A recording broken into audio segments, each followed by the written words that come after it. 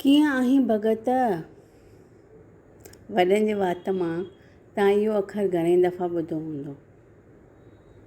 भगत खे simple language में चइजे त आर्टिस्ट, पर सिंधियुनि में भगत संत जे बराबरि चवंदा आहिनि। भगत कंवरराम, संत कंवरराम। भगत हिकु सिंधी फोक आर्ट आहे जंहिंमें आखाणी, डांस, ड्रामा, भॼन या गीत हूंदा आहिनि। इन में जेको मेन परफॉर्मर हूंदो आहे उनखे भगत चवंदा आहिनि, तंहिं तां हिन जो नालो भगत रखियलु आहे।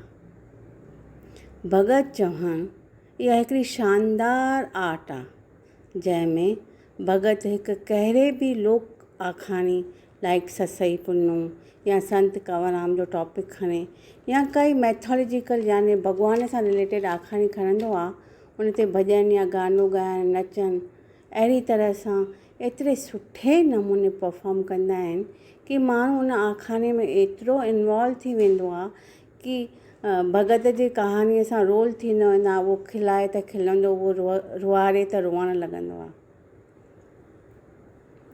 भगत हमेशह माण्हुनि जे विच में वेही करे परफॉर्म कंदो आहे। ऑडियंस उनजे ॾाढो वेझो या पासे में हूंदा आहिनि। भगत मोस्टली संध्या जो 7 खां पोइ या राति जो 10 खां पोइ ऑर्गेनाइज़ थींदी आहे। एटलीस्ट मां जेका भगत ॾिठी आहे सा त राति जो 10 खां पोइ शुरू थींदी हुई, अधु राति जो 2 या 2:30 ताईं हलंदी हुई। हा, उन ॾींहुं सत्यनारायण ज़रूरु हूंदो हो। जेको भगत हूंदो आहे उन जी पोशाक में ई उहो एॾो सुहिणो लॻंदो आहे, पुछो ई न।